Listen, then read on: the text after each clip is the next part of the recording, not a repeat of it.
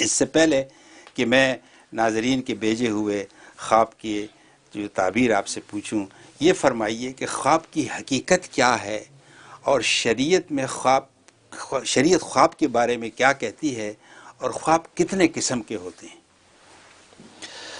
نحمدہ ونصلی علی رسولہ الکریم، اما بعد، سب سے پہلے میں اپریشیٹ کروں گا کہ آپ نے ایک بڑا اچھا ٹاپک چوز کیا، باقاعدہ اس کو پروگرام کی شکل دی کہ آپ کے خواب اور ان کی تعبیر. اور ظاہر ہے کہ جیسے کہ آپ نے فرمایا کہ یہ خوابوں کا جو ہے سلسلہ ایک جبلتی اور جو انسان کی فطرت کا حصہ ہے،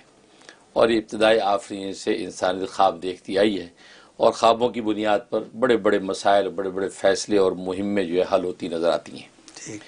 جہاں تک خواب کی حقیقت کا تعلق ہے کہ اصل میں اللہ تبارک و تعالیٰ نے انسان کی فضیلت کا مدار علم پر رکھا ہے،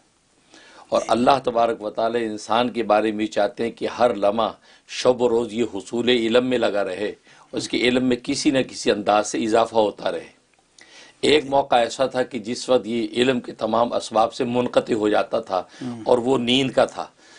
ظاہر کسب علم کے سارے مواقع چھوڑ کر بھی آرام اور راحت کے لیے سو رہا ہے، نشاط کے لیے، تاکہ اگلی منزل کے لیے پھر علم حاصل کرے اٹھ کر. لیکن اللہ تبارک و تعالیٰ نے وہ جو 8-10 گھنٹے کی جو نیند کا موقع تھا اس کو بھی علم کے ساتھ متصل کر دیا، اور مبشرات اور خوابوں کے ذریعے سے اس کو علم پہنچانا شروع کر دیا. چنانچہ انسان اپنی بھی طبیعت اور جبلت کے اعتبار سے اس نیند کی حالت میں بھی کسب علم کرتا ہے، اور خوابوں کے ذریعے سے اس کو جب مبشرات دکھائے جاتے ہیں اس میں وہ اپنے لیے بشارتیں بھی دیکھتا ہے، اپنے لیے تنبیہات بھی دیکھتا ہے، ماضی کے حوالے سے اپنے کیے ہوئے فیصلوں کا بھی ہے کہ